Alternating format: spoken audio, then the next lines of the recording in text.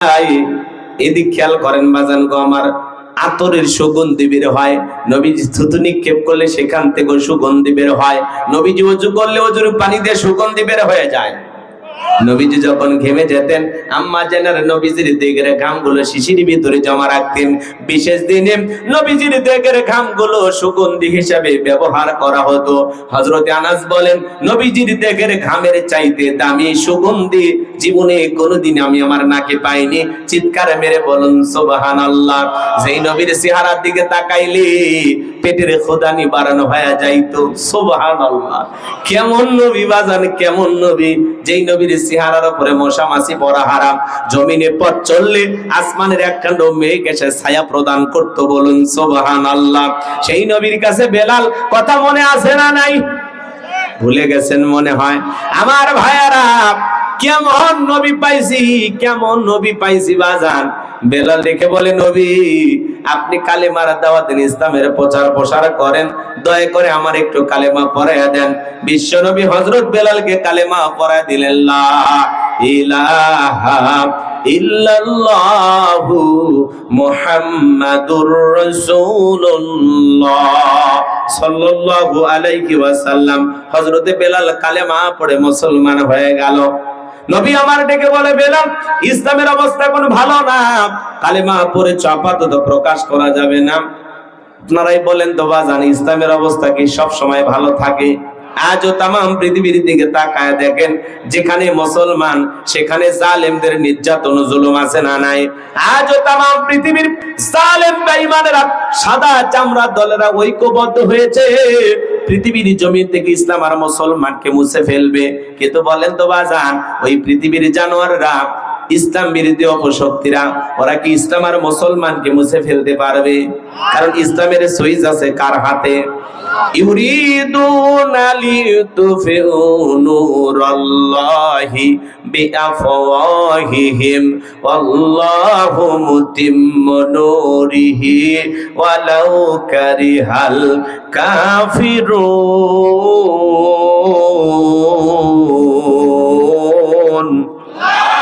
সূরা সফ আয়াত নাম্বার 8। আল্লাহ রাব্বুল আলামিন জানিয়ে দিলেন, কাফেররা চাই মুখের ফুৎকারে দ্বীনের আলোকে, ইসলামের আলোকে, কোরআনের আলোকে নেভায়া দিতে। আমার আল্লাহ রাব্বুল আলামিন ডেকে বলেন, আল্লাহু মুতিম্মু নূরিহি, এই জমিনে দ্বীনের আলোকে, কোরআনের আলোকে, ইসলামের আলোকে আমি আল্লাহ রাব্বুল আলামিন প্রতিষ্ঠিত করে ছাড়ব। যদিও কাফের বেঈমানদের অন্তরে যত ধরনের জ্বালা যন্ত্রণা হোক না কেন, কথা বলেন ঠিক কি না? আজ ফিলিস্তিনের জমিনে জালেম নেতা নেতানিয়াহুর নেতৃত্বে হাজার হাজার মুসলমানকে বিদায় করা হয়। আজও কাশ্মীরে মুসলমানের রক্ত ঝরে, চীনের ওই ঘরে মুসলমানদেরকে হত্যা করা হয়। ভারতে আজও গরুর গোশত খাওয়ার অপরাধে অনেক মুসলমানকে হত্যা করা হয়। কথা বলেন ঠিক কি না?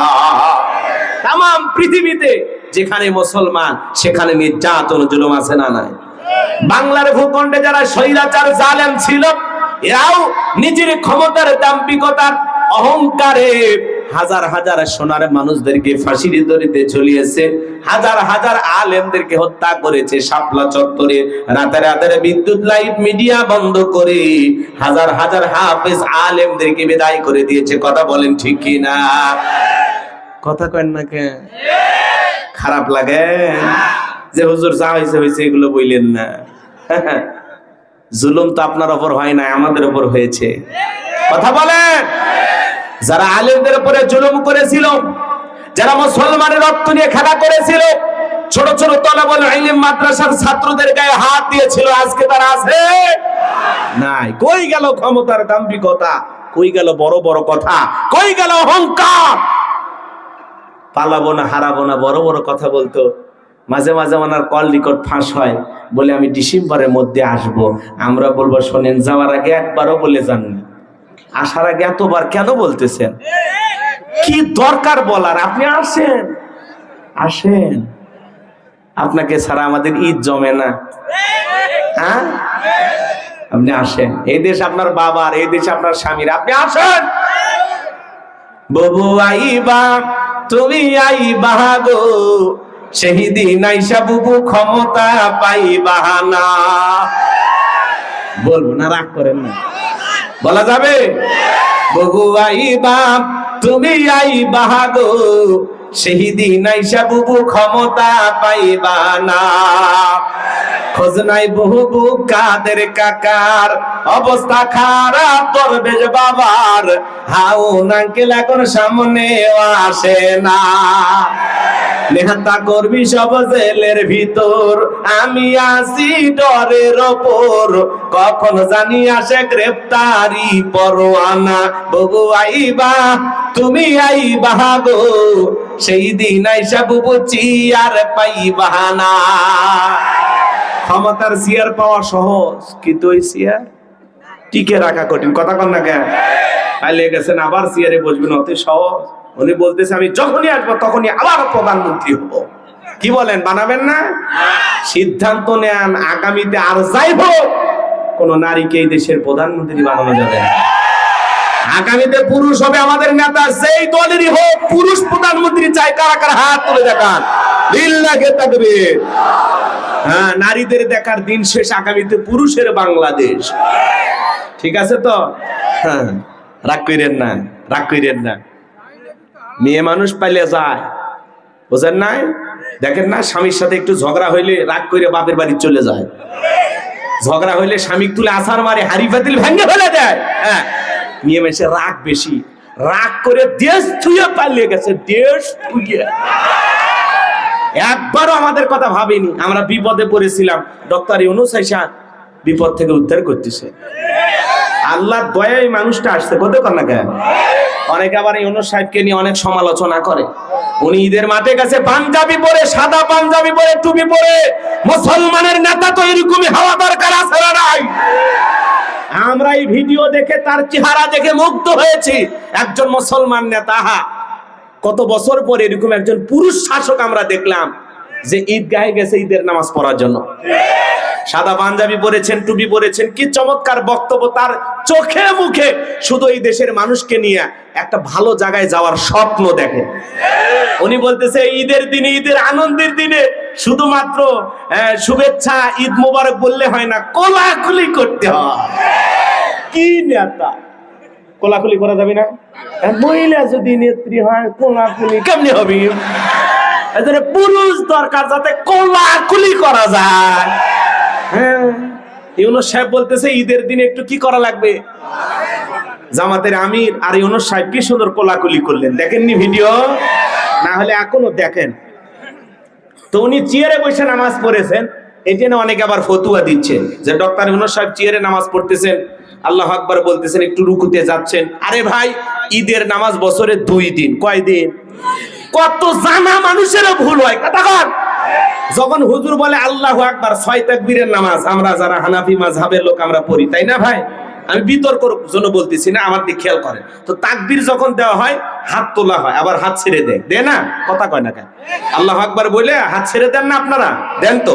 তো অনেকে যখন আল্লাহু আকবার বলে কেউ সিজদায় যায়, কেউ রুকুত যায়, মানে ট্রেনিং নাই যে বছরে 1 দিন 2 দিন। কথা কয় না কেন? এজন্য ভুল তো মানুষেরই হতে পারে। তো ইউনূস সাহেব চেয়ারে বসে নামাজ পড়তেছেন, এটা ভুল। কি হয়েছে? উনি জীবনে প্রথম নামাজ পড়তে গেছে মনে করছেন? জীবনে কোনোদিন নামাজ পড়েনি। আর যদি জীবনে প্রথম পড়তে যায়, আপনার সমস্যা কি? কথা কয় না কেন? উনি তাল বাহানা করে না। উনি বলে না আমি ফজর পড়ে কোরআন পড়ি, আবার সুযোগ পেলে আলেমদেরকে ফাঁসি দিয়ে মারি। উনি তো সেই মানুষ না। ভুল মানুষেরই হয়, ভুল ক্ষমা করে দেওয়ার মালিক আল্লাহ। ইউনূস সাহেবের নামাজ কবুল হবে কিনা এটা আল্লাহ ভালো জানে। বেশি ফতুয়াগিরি করবেন না। কথা কন। ওই ভিডিও নিয়ে টল করতেছে, সোশ্যাল মিডিয়ায় ভাইরাল করতেছে। জীবনে প্রথম নামাজ পড়তে গেছে ইউনূস সাহেব, লিখতেছে জীবনে প্রথম নামাজ পড়তে গেলে যা হয়। তো কি হয়েছে বেটা, কি হয়েছে? বয়স্ক মানুষ ভুল হইতে পারে, আমারও বাপ দাদার ভুল হয়। কথা কন। ঈদের নামাজ পড়তে গেলে যখনই তাকবীর বলে ছেড়ে দেওয়া লাগে, আল্লাহু আকবার বলে যখন ছেড়ে দেওয়া লাগে, অনেকে বোঝে না। অনেকে হয় রুকুত চলে যায়, কেউ নাহলে সিজদাত চলে যায়, মাথা ঠিক থাকে না। কারণ এই নিয়ম কারণ বছরে মাত্র 2 দিন, এই জন্য হঠাৎ করে ভুল মানুষের হয়ে যায়। আমরা আদম সন্তান, আমাদের ভুল হতে পারে। এই জন্য বলতেছি প্রধান উপদেষ্টা ডক্টর ইউনূস সাহেবের নামাজ নিয়ে টল করবেন না। কথা বলেন। ভুল হয়েছে কাছে যান, টল করেন কেন? বাপের বেটা হয়ে থাকলে কাছে যান, যায় ওনারে নামাজ শিখান যে স্যার এইভাবে নামাজ পড়তে হয়। উনি ভদ্র মানুষ, বললেই সংশোধন হবে। কথা কন। কারণ শিক্ষিত মানুষ। চীন সফরে গেছে, দেখলেন না লাল গালিজার সংবর্ধনা। আমাদের এর আগে যারা যাচ্ছিল একটা শাড়িও বিছে দেয় না, কথা কন না কে। পুরুষ আর একটা পুরুষের উপর দরদ থাকে, খালি দাঁড়া 6 মাস 1 বছরের মধ্যে খেলা দেখবে যে বাংলাদেশ কোন জায়গায় যাচ্ছে, খেলা দেখবে। দেশের রিজার্ভ বেড়ে গেছে কত জানেন? 19 বিলিয়ন ছিল, সেটা এখন 25 বিলিয়ন পার হয়ে গেছে। আল্লাহু আকবার কোন। এবং বাংলাদেশ থেকে যে অর্থ পাচার হয়েছে, ইউনূস সাহেব পদক্ষেপ গ্রহণ করেছেন খুব দ্রুত সময়ের মধ্যে পাচার হওয়া অর্থের একটা বিশাল অঙ্ক পরিমাণ টাকা বাংলাদেশে আসবে ইনশাআল্লাহ। ইনশাআল্লাহ আসবে, সেটা 25 বিলিয়নও পার হয়ে যেতে পারে। আল্লাহু আকবার কোন। উনি বসে নাই, উনি কথা বলে কম কিন্তু কাজ করে। পুরুষ মানুষের স্বভাবই তাই। আমরা কি মেয়ে মানুষ বক বক বক বক করবো? কাজ করব, মার হবি সাউন্ড হবি না, এটা হলো পুরুষের স্বভাব। কথা কোন ঠিক না? মেয়ে মানুষের কাজ হলো কথা বেশি বলে, কথা কয় না কে, কাজ কম করে। এটা করবো ওটা করবো, এসে হ্যান ত্যান কয়া শেষ, বছরের পর বছর চলে যায়। আর এই 6 মাসে যা দেখাইছে আলহামদুলিল্লাহ। বিএনপির আমাদের এই যে ঠাকুরগাঁয়ের সন্তান মির্জা ফখরুল ইসলাম, তিনিও প্রধান উপদেষ্টার সাথে ঈদ মোবারক জানায়, শুভেচ্ছা জানায়, পরে এসে সংবাদ সম্মেলনে বলতে বাধ্য হয়েছেন যে এই প্রধান উপদেষ্টা এবং এই সরকারের বড় সফলতা হলো চীন সফর। মারহাবা কোন। এই জন্য পুরুষ হবে আমাদের নেতা, এটা আমরা চাই, যেই দলেরই হোক। আমি কোন দলের দালালিও করতে আসি নাই, বেশি কিছু আপনাদেরকে বুঝাইতেও আসি নাই। আপনারা জ্ঞানী মানুষ, কত আর বুঝাবো। 2025 সালে বসবাস করতেছেন, হ্যাঁ? যেই দেশের এক মুরব্বী চাচাও ঠেলা ফোন ব্যবহার করে, বোঝেন নাই, টাচ মোবাইল ব্যবহার করে, ওই চাচা চাচা। তাহলে এই দেশের মানুষের কার বুঝানোর কিছু আছে? তাহলে ইউনূস সাহেবের নামাজকে নিয়ে টল করা যাবে? ভুল যদি ধরেই দিতে চান তাহলে ইউনূস সাহেবের কাছে যান, যমুনায় চলে যান, ওনার বাসায় যান, কথা কন। ওনার দরজা খোলা আছে, যায়া ঈদের নামাজ কিভাবে পড়তে হয় ওনাকে শিখে দিয়ে আসেন। টল করবেন না, ভুল মানুষের হয়, আমাদের মতো হুজুরেরও ভুল হয়, কথা কন। বিশ্বাস করবেন কিনা জানি না, যখন মহামারী হলো ঈদের নামাজ হয়েছে মসজিদে, মসজিদে হয়নি। আমি মসজিদের মধ্যে আছে, মনে করছি জুমার নামাজ পড়াচ্ছি, আমি প্রথম তাকবীর দিয়ে রুকু চলে গেছি। আমি তাহলে ওই ভিডিও পাইলে তো আপনারা কি করতেন? কথা বোঝেন নাই তো। ভুল তো মানুষেরই হয়। মাঝে মাঝে দেখেন না, হুজুর 4 রাকাত নামাজ 3 রাকাতে সালাম ফিরে বসে আছে, এই ভাই হয় কিনা, কথা কন। আর আপনারা ডক্টর ইউনূস সাহেবের ভুল ধরতেছেন। আরে ভাই, উনি তো বড় মুফতিও না, মুহাদ্দিসও না, হাফেজও না, আলেমও না, কথা কি বোঝেন নাই? উনি কি মাদ্রাসায় পড়ছে কিনা আল্লাহ ভালো জানে। তো তাহলে সেই মানুষটা নামাজের যদি এক জায়গায় ত্রুটি হয়ে যায়, আল্লাহু আকবার বলার কারণে উনি রুকুতে চলে গেছে হাত না ছেড়ে দিয়ে, এই যে ভুলটা নিয়ে আপনারা টল করতেছেন, আল্লাহর রাস্তায় থেমে যান, সম্মান দিতে শিখুন। কথা বলেন, সম্মান দিতে শিখুন। আল্লাহ যেন আমাদের হেদায়েত দান করেন। একটু জোরে বলেন আমিন। এই কথা বলে কি আপনাদের দিলে আঘাত দিলাম? কষ্ট পাইছেন? আচ্ছা, ইউনূস সাহেব যদি, অনেকে বলতেছে আরো 5 বছর উনি ক্ষমতায় থাক। সাধারণ মানুষ আলহামদুলিল্লাহ, এইবার যে রমজানে আপনারা বলেন তো বাজান, কোন বিষয়ে দ্রব্যমূল্যের বাজারে কি আগুন ছিল? আগুন ছিল না ঠান্ডা ছিল? কি পানি মারছে উপর থেকে ইউনূস সরকার, বাজার ঠান্ডা। আলহামদুলিল্লাহ কোন। চিনির দাম কমায় দিছে না? সবকিছুর দাম আলহামদুলিল্লাহ আছে না? সবজির দাম খুব বেশি, চলতেছি তো আলহামদুলিল্লাহ। এভাবে চলুক না ভাই কিছুদিন। অনেকে বলতেছেন যে উনি 5 বছর থাকলে বাংলাদেশ 50 বছর যে পিছিয়ে গেছে 100 বছর এগিয়ে যাবে ইনশাআল্লাহ। আল্লাহ কবুল করেন। একটু জোরে কোন আমিন। আরে ভাই, ওনারা থাকলে তো 28 সাল 29 সালের আগে নির্বাচন হইতো। তো ইনি যদি থাকে, সমস্যাটা কি? একটু সবাই সহযোগিতা করেন, সকল দলের লোকেরা সাপোর্ট দেন, সহযোগিতা করেন। উনি এই ভাঙ্গা দেশটাকে, এলোমেলো দেশটাকে একটু গোছাইয়া একটা ভালো জায়গায় পৌঁছাইয়া দিয়ে আপনাদের হাতে ক্ষমতা দিয়ে যাবে ইনশাআল্লাহ। কি রাগ করছেন? আল্লাহ এই দেশকে কবুল করুন, এদেশের শান্তি ফিরাইয়া দেন। জোরে বলেন আমিন। তাকবীর দেন, লিল্লাহি তাকবীর। আমি বলবো ইউনূস সরকার, আপনারা বলবেন 5 বছর থাকা দরকার, বলতে পারবেন? দেখি তো কার কার মুখ খোলেন। ইউনূস সরকার 5 বছর থাকা দরকার বলছে, তার মানে সবাই চাচ্ছে। আরে ভাই, 27টা দেশের রাষ্ট্রদূত এই অল্প দিনের মধ্যে বাংলাদেশে আসবে। আমি তো বললামই যে আপনারা অল্প দিনের মধ্যে খেলা দেখবেন, খালি খেলা।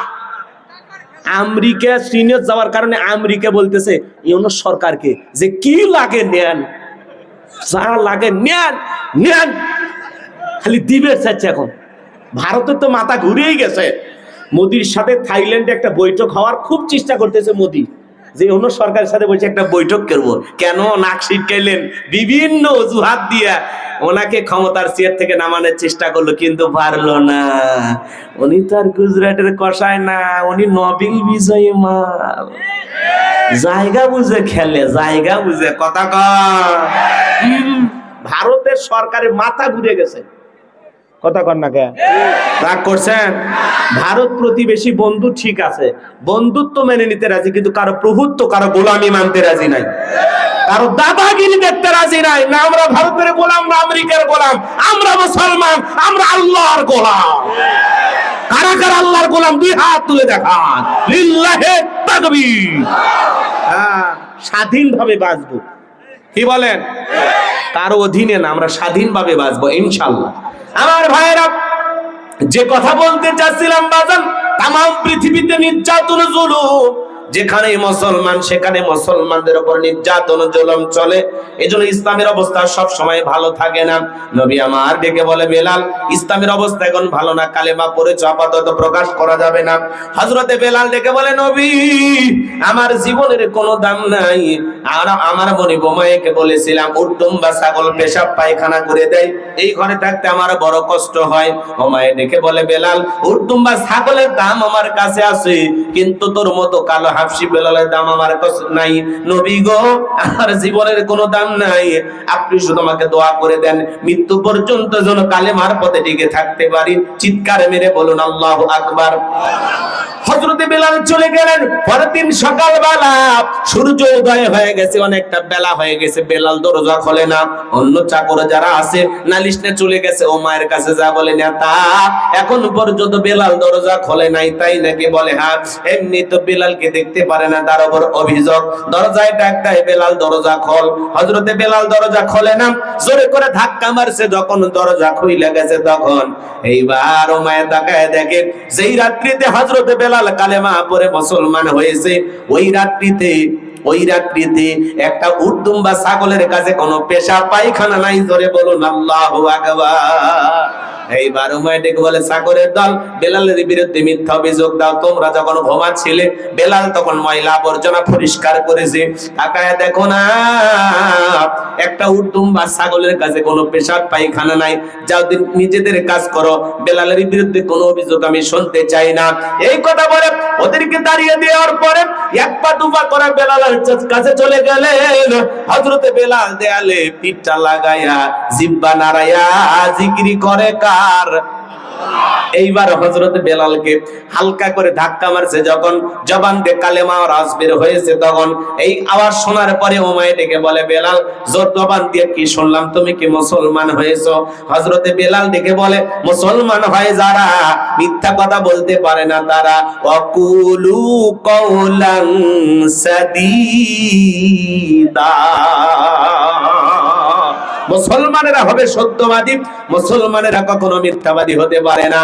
বেলাল ডেকে বলে, উমাইয়া গতকাল রাত্রিতে নবীজির হাতে হাত রেখে আমি কালেমা পড়ে মুসলমান হয়েছে। এই কথা শোনার পরে উমাইয়া ডেকে বলে, বেলাল এখনো সময় আছে, তুমি আমার বাপ দাদার ধর্মে ফিরে আসো, উট্টুম বা ছাগলের মালিক বানায় দেব, থাকার জন্য ভালো ঘরের ব্যবস্থা করে দেব। হযরতে বেলাল ডেকে বলে, পার্থিব কোন সুখ আর আরামায়েশের বিনিময়ে বেলাল তার ঈমান ছাড়তে রাজি হবে না। আমি বেলাল দুনিয়ার পার্থিব সুখের বিনিময়ে ঈমান ছাড়তে রাজি নাই। এই কথা শোনার পরে উমাইয়া ডেকে বলে, বেলাল আমার কথা না শুনলে বড় নেতা আবু জেহেলকে খবর দেব। হযরতে বেলাল ডেকে বলে, কোন বড় নেতা ছোট নেতা এখন কাউকে গোনার টাইম নাই। আমি দুনিয়ার কোন আবু জেহেলকে ভয় করি না, আমি ভয় করি আমার আল্লাহকে। মুসলমান আল্লাহ ছাড়া দুনিয়ার কাউকে ভয় করা জায়েজ আছে? আল্লাহ ছাড়া দুনিয়ার কাউকে ভয় করা জায়েজই নাই। কথা কয় না? ভয় করতে হবে কাকে? কিসের নেতার ভয় করে? কোনো ভয় নাই, আল্লাহ আছে। কথা বলেন। চলেন ভাইয়ের আমার সামনের দিকে যাই। আমি যে কথা বলতে চাচ্ছিলাম গভীর মনোযোগ দিয়ে শুনে যান। এইবার উমাইয়া দৌড়ে চলে গেল আবু জেলের বাড়িতে, যা বলে নেতা সংবাদ খুব খারাপ, আমার বাড়ির কৃতদাস বেলাল কালেমা পড়ে মুসলমান হয়েছে। তাই নাকি? বলে হ্যাঁ, ঠিক আছে যাও, আমি আসতেছি। আবু জেলের কিছু সাঙ্গপাঙ্গ ছিল, ক্যাডার মাস্তান ছিল, যাদের কাজই হলো মুসলমানদের উপর নির্যাতন জুলুম চালানো। কথা বোঝেন নাই? আর একটা বিশেষ বাহিনী ছিল, যাদের কাজই হলো যারাই কালেমা পড়ে মুসলমান হয় তাদের উপর নির্যাতন জুলুম চালায়।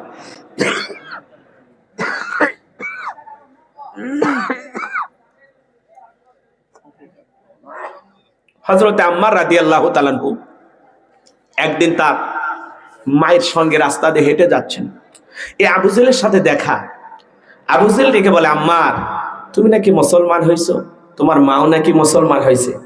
হযরতে আম্মার ডেকে বলে, আবু জেল, যা শুনেছেন সত্য, আমরা কালেমা পড়ে মুসলমান হয়েছি।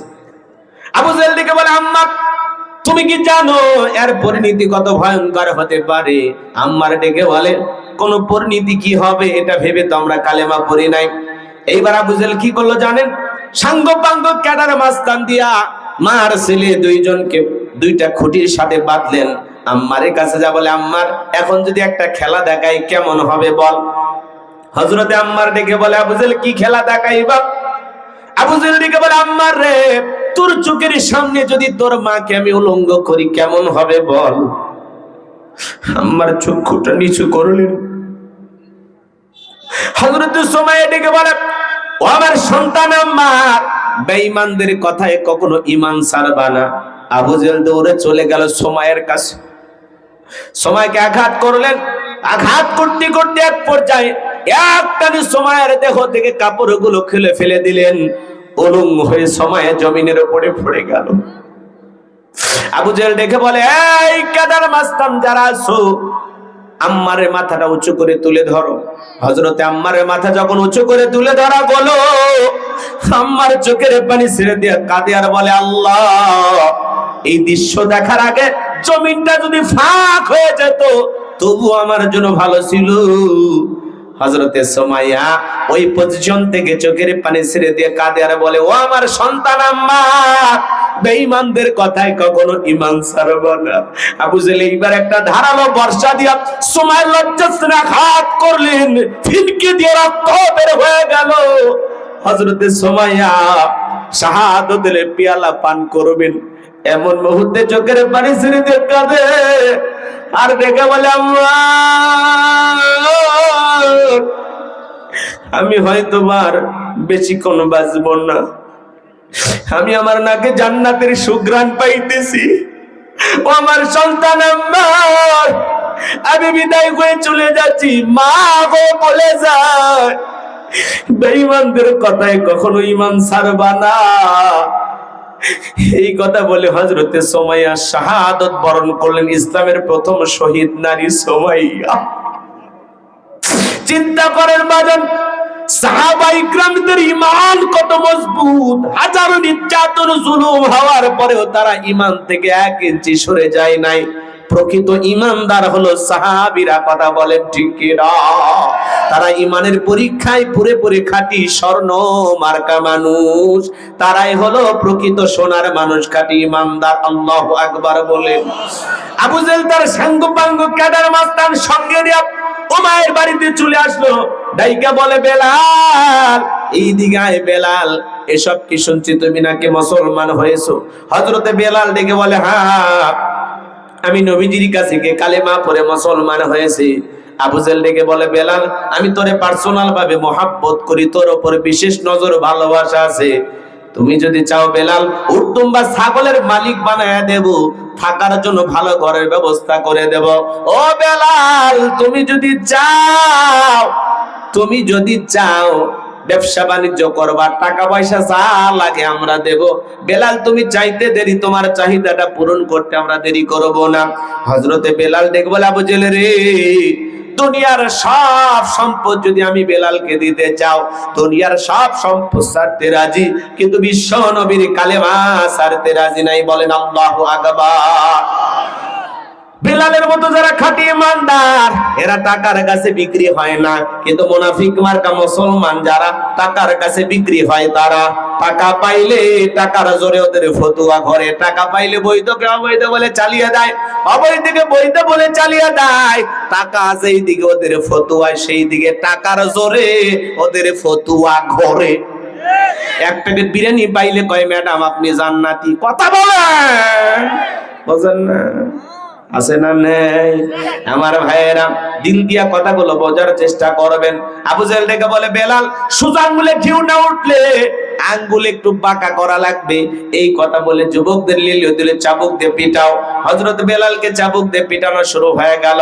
ওরা যত জোরে চাবুক মারে, বেলাল তত জোরে কালেমার জিকির করে, বলুন সুবহানাল্লাহ।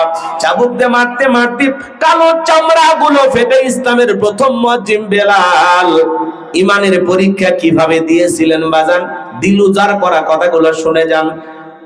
কানটা খরগোশের মতো খাড়ান করেন, অন্তরটা নরম করে গুনাহগারের কথাগুলো শুনে যান বাজান।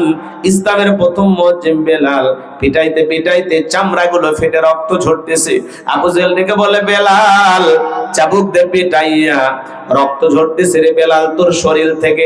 এ বেলাল তবুও কি কালিমা ছাড়বি না? নবী মুহাম্মাদের দল কি ত্যাগ করবি না? হযরত বেলাল ডেকে বলে, আবু জেহেল রে, মারতে মারতে যদি মেরেও ফেলে দাও জীবনটা দিতে রাজি, নবীজির কালেমা ছাড়তে রাজি নাই, বলুন সুবহানাল্লাহ। এইবার আবু জেহেল ডেকে বলে, এ যুবকের দল, বেলালের পা রশি দিয়া বাঁধো, উটের পায়ের সঙ্গে লাগায় নাও। এরপরে মরুভূমির উত্তপ্ত গরম বালিতে শেষরায় শেষরিনে ঘোরা গেল। হযরতে বেলালের পায়ে রশি লাগাইয়া আরবের উত্তপ্ত গরম বালি, চাল দিলে মুড়ি হয়ে যায় এত গরম, উত্তপ্ত গরম বালিতে শেষরায় শেষরিনে ঘোরা হলো। বাবলা গাছের কাঁটাগুলো জিহ্বার ভিতরে পেরেকের মতো মারা গেল। বিকেল বেলা নিয়ে এসে বলে, বেলাল চাবুক দিয়ে পিটাইলাম, পায়ে রশি লাগায় নিয়ে ঘুরলাম রে বেলাল, বাবলা গাছের কাঁটাগুলো জিহ্বার ভিতরে পেরেকের মতো মারা গেল রে বেলাল, তবু কি নবী মুহাম্মাদের কালিমা ছাড়বি না? হযরত বেলাল চোখের পানি ছেড়ে দিয়ে কাঁদে বলে, আবু জেহেল রে, এ আবু জেহেল, আমার নিঃশ্বাসটাও যদি চলে যায়, মারতে মারতে যদি জীবনটাও চলে যায়, আমি জীবন দিতে রাজি, নবীজির কালেমা ছাড়তে রাজি নাই। বেলালের নিঃশ্বাস থাকবে যতদিন, বেলাল কালেমার পথে টিকে থাকবে ততদিন, বলেন আল্লাহু আকবার। এইবার আবু জেহেল ডেকে বলে, হে যুবকের দল, বিশাল বড় একটা পাথর নিয়ে আসা বেলালের বুকের উপরে চাপায়া দাও। আমার ভাইয়েরা, হাত বাঁধা পা বাঁধা, বুকের উপরে বিশাল বড় একটা পাথর নিয়ে এসে চাপায়া দিল। আবু জেহেল মনে করলো পাথরে চাপার আঘাতে বেলাল মারা যাবে। এই কথা ভেবে কাফেররা চলে গেল। হযরতে বেলালের বুকের উপরে বিশাল বড় পাথর, রক্তাক্ত জিহ্বা, এরপরে জিহ্বা নাড়া আল্লাহর জিকির করে। আপনাকে আমাকে জিকির করার জন্য কেউ মারে না, ফেটে না, ধমক দেয় না, তবু আমরা কপাল পর আল্লাহর জিকির করি না। এ বাজান হাদিস শরীফের ভিতরে আসছে, নবীজি আমার বলেছেন, যার জিহ্বাটা আল্লাহর জিকিরে তরতাজা থাকে, আল্লাহর জিকিরে ভিজা থাকে, ওই জিহ্বাওয়ালা মানুষ কোনদিন জাহান্নামের আগুনে জ্বলবে না, বলুন সুবহানাল্লাহ। ফাযকুরুনি আযকুরুকুম ওয়াশকুরুলি ওয়ালা তাকফুরুন, তোমরা আমারে স্মরণ করো, আমি আল্লাহ তোমাদেরকে স্মরণ করব, কৃতজ্ঞতা প্রকাশ করো, অকৃতজ্ঞ হয়ো না। হাঁটতে হাঁটতে জিকিরি করা যায়, মাঠে কাজ করতে করতে জিকিরি করা যায়, ব্যবসা বাণিজ্য করতে জিকিরি করা যায়। জিকিরি করার জন্য আলাদা সময় লাগে না, আলাদা ওযু করা লাগে না, সব সময় জবান দিয়ে আল্লাহর জিকির করবেন। সুবহানাল্লাহ, আলহামদুলিল্লাহ, আল্লাহু আকবার, লা ইলাহা ইল্লাল্লাহ, লা ইলাহা ইল্লাল্লাহ, সুবহানাল্লাহি বিহামদিহি, সুবহানাল্লাহিল আযীম। জবানে হালকা, মিজানের পাল্লায় ওজনটা অনেক বেশি। তাহলে এই তাসবিহগুলো পরে আল্লাহর জিকির করার দরকার আছে না নাই? আমার ভাইরা, হযরত বেলাল জিহ্বা নাড়াইয়া চোখের পানি ছেড়ে দিয়া কাঁদে আর ডেকে বলে, আল্লাহ, আমি বেলালের বুকের উপরে পাথর থাকার কারণে তোমার মতো মালিকের জিকির করতে বড় কষ্ট হয়। ও আল্লাহ, তুমি তো সেই আল্লাহ, ইব্রাহিমের জন্য যদি নমরুদের আগুনকে ফুলের বাগান বানায় দিতে পারো, আল্লাহ তুমি কি পারো না আমি বেলালের বুকের পাথরটাকে তুলার মতো নরম বানায় দিতে? হযরতে বেলাল দোয়া করতে দেরি, আসমানের মালিক আল্লাহ দোয়া কবুল করতে দেরি করে নাই। বেলালের বুকের পাথরটাকে আমার আল্লাহ তুলার মতো নরম বানিয়ে দিয়েছেন। বলুন সুবহানাল্লাহ। আশিক রাসূল বেলাল, নবীর পাগল বেলাল নবীকে কত ভালোবাসতো বাজান, বলতে গেলে অনেকটা লম্বা সময় লাগবে, ওইদিকে যাওয়ার সুযোগ নাই। বেলালের উপর নির্যাতন জুলুমের কথা যখন বিশ্ব নবীর কান পর্যন্ত পৌঁছে গেল, নবী আমার দিকে বলে, ওকর বেলালের কষ্টের কথা সহ্য হয় না, যাও যাও তুমি আমার বেলালের জন্য একটা কিছু করো। হযরত আবু বকর সিদ্দিক রাদিয়াল্লাহু তাআলা আনহু কয়েক গুণ দাম বেশি দিয়া গোলামের জীবন থেকে হযরত বেলালকে আজাদ করলেন, মুক্ত করলেন। বলুন সুবহানাল্লাহ। এই যখন ইসলামের অবস্থা, একদিকে সন্তান হারানোর ব্যথা, সাহাবায়ে কিরামদের উপর নির্যাতন জুলুম, এই জন্য নবীজির মনটা ভীষণ খারাপ, মুখটা মলিন, চোখের কোণাতে অশ্রু ঝরতেছে। নবীর যখন মন খারাপ, নবীকে সান্ত্বনা দেওয়ার দায়িত্ব কার? আর একটু জোরে বলেন কার? আমার আল্লাহ দেখে বলে, জিবরাইল আমার বন্ধুর মনটা হয়েছে ভারী, আমি আল্লাহ সইতে নাহি পারি। জিবরাইল আমার বন্ধুর মা নাই, বাবা নাই, আমার বন্ধু এতিম, আমি ছাড়া কেউ নাই রে জিবরাইল। আমার বন্ধুর মনটা হয়েছে ভারী, আমি আল্লাহ সইতে নাহি পারি। লাহু মাহফুজ থেকে সূরা কাউসার নিয়ে যায় আমার বন্ধুর উপরে নাজিল কর তাড়াতাড়ি। চিৎকার মেরে বলুন সুবহানাল্লাহ। নবী আমার দিকে বলে, ও আনাস আমার মনটা কেন খারাপ তোমরা জানো, আমার কান্না করার কারণটা তোমরা জানো, কিন্তু আমার মুস্কি হাসি দেওয়ার কারণ হলো এই মাত্র আসমান থেকে জিবরাইল এসে আমার উপরে সূরা কাউসার নাজিল করলো। চিৎকার মেরে বলুন সুবহানাল্লাহ। বিশ্ব নবী তখন মুস্কি মুস্কি হাসলেন আর সাহাবায়ে কিরামদের সামনে সূরা কাউসার তিলাওয়াত করে শুনিয়ে দিলেন। জবান ছেড়ে সবাই পড়ুন, ইন্না আ'তাইনাকাল কাউসার ফাসাল্লি লিরাব্বিকা ওয়ানহার ইন্না শানিয়াকা হুয়াল আবতার। আল্লাহু আকবার। আমার আল্লাহ রাব্বুল আলামিন বলেন, ইন্না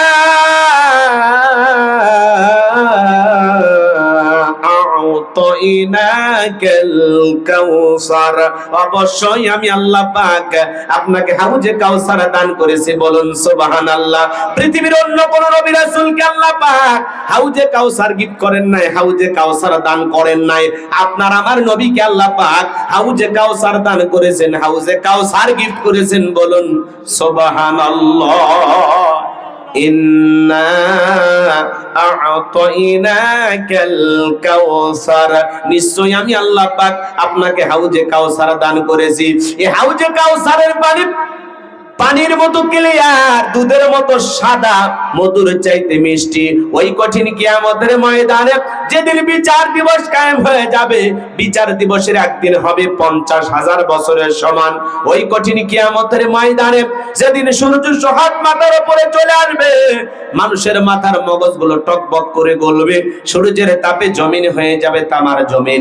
যেদিন পাহাড় পর্বত নদী নালা খাল বিল বিল্ডিং আমারত কোনো কিছু থাকবে না। কুল্লু মান আলাইহা ফান, পৃথিবীর জমিনে সবকিছু আল্লাহ তাআলা ধ্বংস করে দেবেন।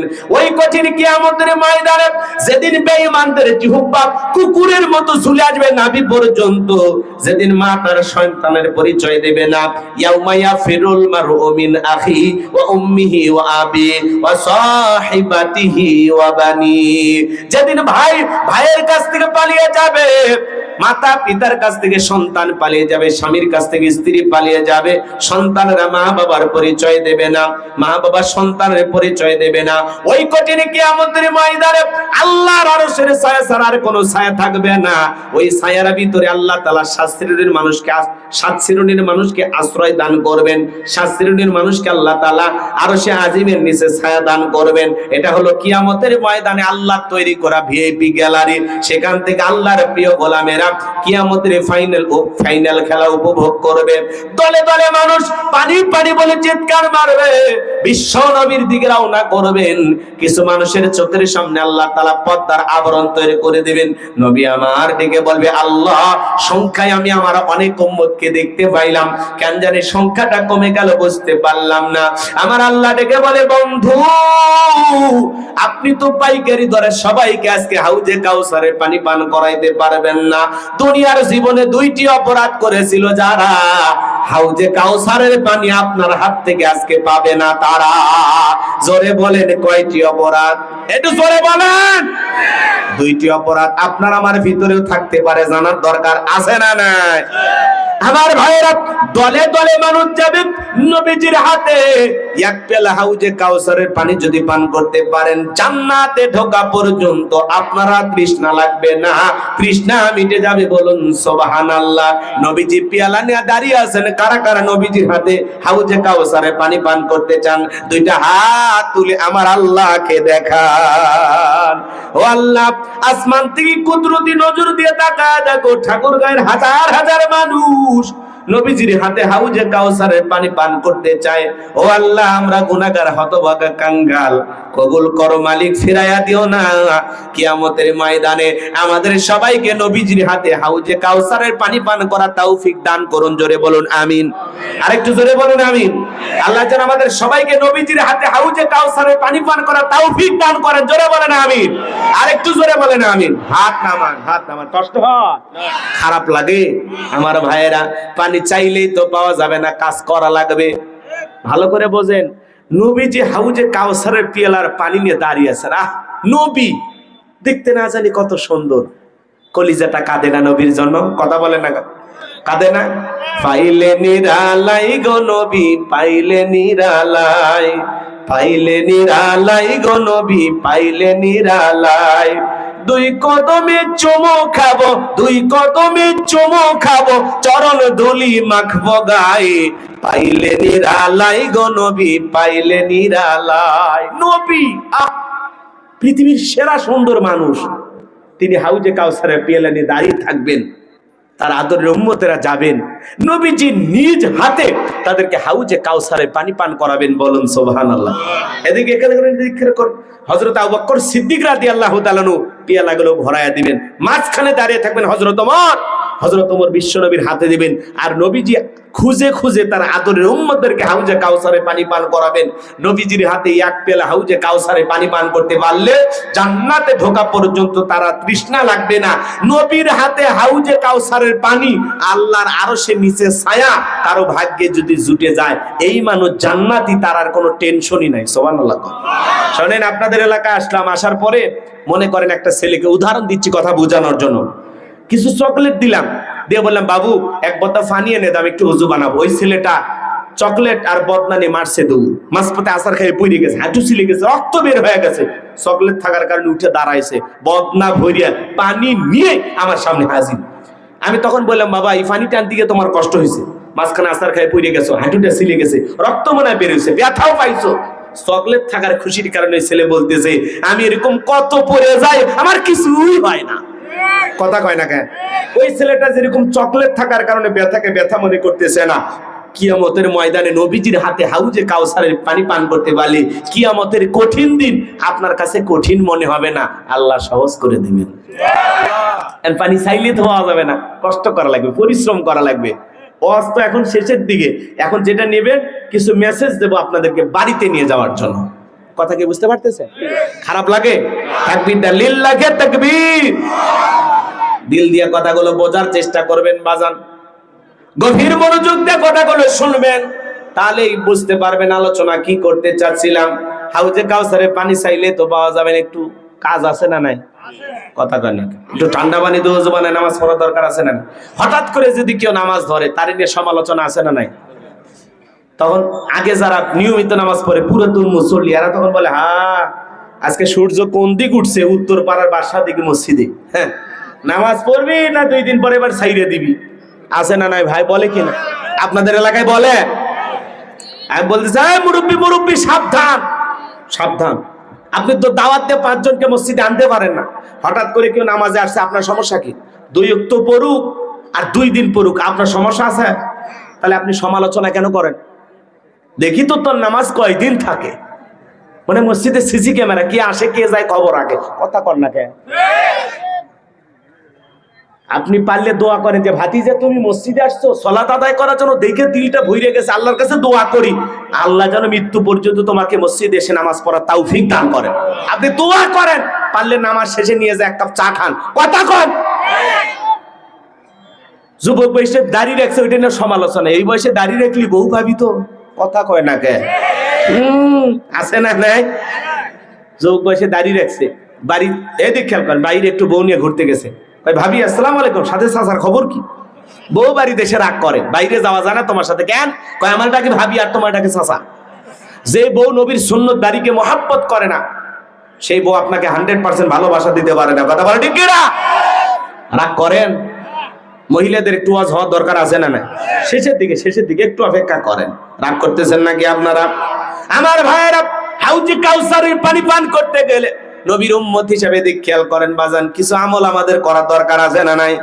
পুরুষের সৌন্দর্য হলো দাড়ি, দাড়ি রাখলে পুরুষকে পুরুষের মতো মনে হয়। মহিলারও দাড়ি নাই, পুরুষেরও দাড়ি নেই, কথা কয় না কেন? 60-70 বছর বয়স হয়ে গেছে, এরপরে সেলুনে যাবে সাইজ করে দিই, ক্লিন শেভ করে, কথা কয়। সেলুনের লোক অমুসলিম, তাও কয় চাচা আচ্ছা আমরা জোরে গেছে, এই বছর নাই দাড়ি ছাড়িয়ে দেন, কয় না না মেরিয়ে দিই। চাচা এখন প্লাস দিয়ে টানিয়ে গাল প্লাস দিয়ে টানিয়ে ধরা লাগে, তারপরে কথা কয় না। এরকম লোক আছে না? নেই। যদি দাড়ি রাখার কথা কয়, মুরব্বী দাড়ি রাখেন, কয় চুলকে বেটা, ফেরেশতারা চুলকানির মলম নে কবরে বসে আছে, যা এইতে বেলে দিবি, কথা আছে না? না, দাড়ি রাখছেন। এই যুবক, দাড়ি রাখার দরকার আছে না? না, পৃথিবীর সকল নবীদের মুখে দাড়ি ছিল, সুবহানাল্লাহ। আমরা একটু দাড়ি রাখবো তো? কোন কোন যুবক নবীর মুহাব্বত আর ভালোবাসায় দাড়ি রাখবা? কোন কোন যুবক দাড়ি কাটবেন না, দাড়ি রাখবেন ইনশাআল্লাহ? এই যুবকদের হেদায়েতের পথে কবুল করেন, জোরে বলেন আমিন। এইবার চলেন বাজান, হাউজে কাউসারে পানি পান করতে গেলে কাজ করতে হবে 2টি। জোরে বলেন কয়টি? 2 আঙ্গুল তুলে বলেন কয়টি? আরো জোরে, জোর হলো না, উঠেই যাবে। একটু বলেন, মিছিল করার অভ্যাস করেন। 16 বছর মিছিল করতে পারেননি, সামনে মিছিল করা লাগবে।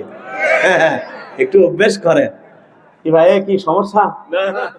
কষ্ট পাচ্ছেন? কোনো আনাগোনা করিয়েন না, চুপচাপ থাকেন। 2টি কাজ আল্লাহ তাআলা 2 নাম্বার আয়াতে জ্বালিয়ে দিয়েছেন। একটু সবাই আমার সাথে 2 নাম্বার আয়াতটা তেলাওয়াত করুন। আল্লাহ রাব্বুল আলামিন বলেন, ফাসাল্লি রাব্বিকা ওয়ানহার। বলেন ফাসাল্লি রাব্বিকা ওয়ানহার। 1 নাম্বার হলো ফাসাল্লি রাব্বিকা, রবের উদ্দেশ্যে সালাত আদায় করা লাগবে। নামাজ হবে একমাত্র কার জন্য? কুলিন্না সালাতি ওয়া নুসুকি ওয়া মাহইয়ায়া ওয়া মামাতি লিল্লাহি রাব্বিল আলামিন। সূরা আনআম আয়াত নাম্বার 162। আল্লাহ রাব্বুল আলামিন জানিয়ে দিলেন, নবীজি আপনি বলুন, আমার নামাজ আমার কুরবানি, আমার জীবন আমার মরণ লিল্লাহি রাব্বিল আলামিন, আসমান জমিনের প্রতিপালকের জন্য। তাহলে মুমিন জীবনের সব ইবাদত হবে একমাত্র কার জন্য? ফাসাল্লি লিরাব্বিকা, রবের উদ্দেশ্যে সালাত। নামাজ হবে কার জন্য? কথা কন না কেন? আমরা সালাত আদায় করব কার জন্য? আল্লাহকে রাজি খুশি করার জন্য। তরুণ একটা উপদেষ্টা আসিফ মাহমুদ, নাম শোনেননি? আসিফ মাহমুদ ভুইয়া, নাম শুনছেন আপনারা? এই ছেলেটাও ঈদের নামাজ পড়তে গিয়া আমাদের বাংলাদেশের কিছু মানুষের কাছে সমালোচনার পাত্র হয়েছে, কথা কয় না কেন? আসিফ ভুইয়া, ইমাম সাহেবের পাশে 2 জন লোক দাঁড়ালেন রাখবে, কথা ভালো করে বোঝেন, মাসালা না জানে খালি সমালোচনা অনেকেই করতেছে। ইমামের পাশে 2 জন দাঁড়াবেন, তো একটা জায়গায় জায়নামাজ ফাঁকা, পাশে হুজুরের পাশে আরেকটা হুজুর দাঁড়িয়েছেন, তো এই জায়গায় জায়নামাজটা ফাঁকা, ওখানে কাতারে জায়গা হচ্ছে না, লোকজনও খুব ঠেলাঠেলি। সেখান থেকে এই আমাদের তরুণ একজন উপদেষ্টা আসিফ ভুইয়া, ওনাকে ওই জায়গায় দাঁড় করায় দিছে ইমামের পাশে। তো অনেকে ভাবতেছে উনি উপদেষ্টা দেখে মনে হয় সেই কদরে সেই মহব্বতে দাঁড়া করায় দিয়েছে। আমরা তো জানি নামাজের কাতারে কোনো আমির ওমর নাই, ফকির মিসকিন নাই, সব এক জায়গায়, কথা কন নাকি আপনারা? 1000 কোটি টাকার মালিক শিল্পপতি, তার পাশে ভ্যান চালায়, রিক্সা চালায়, সেই মানুষ পাশে দাঁড়িয়ে নামাজ আদায় করে। নামাজ আমাদেরকে তাই শিক্ষা দেয়। আর আপনারা এই ছোটখাটো বিষয় নিয়ে এই তরুণ ছেলেদের বিরুদ্ধে বদনাম ছড়াচ্ছেন যে আসিফ ভুঁইয়াকে এইভাবে সম্মান দেয়া হলো। নামাজের মধ্যে চেয়ারম্যান যে জায়গা দাঁড়ায় ওই ইউনিয়নের চৌকিদার নাই, জায়গা ফাঁকা থাকলে চেয়ারম্যানের পাশে চৌকিদার দাঁড়ায়, আর অন্য সময় লাঠি নিয়ে দাঁড়িয়ে থাকে, কাছে ঘেঁষার সাহস পায় না। কথা কন। নামাজ আমাদেরকে শিক্ষা দেয় যেখানে কোনো ধনী গরিব সাদা কালোর কোনো ব্যবধান নাই। কথা বলে ঠিক কিনা? ফর্সা মানুষের কাছে কালো মানুষ দাঁড়ায়, ধনীর কাছে গরিব দাঁড়ায়, কোনো ভেদাভেদ নাই। ইসলামের এটাই শিক্ষা। কথা কন ঠিক কিনা? সেখানে আসিফ ভুঁইয়া, তাকে নিয়ে আপনারা কেন সমালোচনা করবেন? হ্যাঁ, উনি টুপি ছাড়া নামাজে গেছে, এটা না বলতে পারেন, ওনার কাছে যায় বলেন। টল কেন করেন যে নতুন নতুন উপদেষ্টা হয়েছে আর নতুন নতুন নামাজ ধরছে? আরে বাবা, এরকম কত নামাজি আমরা দেখছি দুনিয়ায়। রাজনীতির খেলার মাঠে অনেক কিছু দেখা বাকি আছে। কথা কর। এই তরুণ তরুণ ছেলেরা যা করেছে তাদের জন্য দোয়া করতে হবে, সমালোচনা করে লাভ নাই। টাকুনি নিচে কাপড় পরে গেছে, আমরা জানি এটা কবিরা গুনাহ। কথা বলেন না কেন? টাকুনি নিচে কাপড় পরা যাবে? এটা কি কবিরা গুনাহ। তো উনি হয়তো জানে না, অনেকে শিখায় দিতে হবে, বলতে হবে। টুপি ছাড়া গেছে হঠাৎ করে, আমরা তো অনেক সময় টুপি ছাড়া অনেকেই খেয়াল থাকে না টুপি পরার, হয়তো ওনার পকেটেও ছিল কিন্তু মাথায় দেওয়ার কথা স্মরণ নাই। কথা কন। তো ইমামের পাশে দাঁড়িয়েছেন, অনেকে বলতেছেন এটা অন্যভাবে নিচ্ছেন, নানান কথা বলতেছেন। ভাই, সমালোচনা করবেন না, এখানে মাসলাগত কোনো সমস্যা নাই, নামাজ সহি হয়েছে, এটা নিয়ে আপনারা কেউ বিভ্রান্তি ছড়াবেন না। আল্লাহ যেন আমাদের হেদায়েত দান করেন। একটু জোরে বলেন আমিন। আর একটু জোরে বলুন আমিন। এই ছোট ছোট তরুণ সমাজের লিডার নেতা, এদের জন্য দোয়া করবেন, উৎসাহ দেবেন, তারা ভালো কাজের সাথে আছে। হ্যাঁ, হাসনাত আব্দুল্লাহ কি চমৎকার বক্তব্য দেয়, ভাল লাগে না? ঈদের মাঠে গিয়ে নামাজ আদায় করতেছেন, আল্লাহর কাছে দোয়া করতেছেন, সে বলতেছে হালাল রুজি খাবো, হালাল ইনকাম করব, বুক ভরা সাহস নিয়ে দেশের জন্য আবারও লড়াই করবো। আল্লাহু আকবার কর। এই যে তরুণের আমাদেরকে অনেক কিছু শিখাইতেছে, বিদায় তাদের ভুল ধরা বাদ দিয়ে আমরা তাদের সাথে থাকবো, এবং ভুল সংশোধনের যদি উদ্দেশ্য থাকে তাহলে কাছে গিয়ে বুকে জড়াইয়া পাশে বৈশা চা খাবো আর ভুল সংশোধন করে দেব। এগুলো নিয়ে সমালোচনা করা যাবে না, সমালোচনা থেকে বিরত থাকবো ইনশাআল্লাহ। আল্লাহ যেন আমাদের জবানটাকে হেফাজত করেন। জোরে বলেন আমিন। ওয়াকুন্না নাখুদু মাল খায়িদিন, যারা সমালোচনাকারী এরা যাবে জাহান্নামে। কথা কর ঠিক কিনা?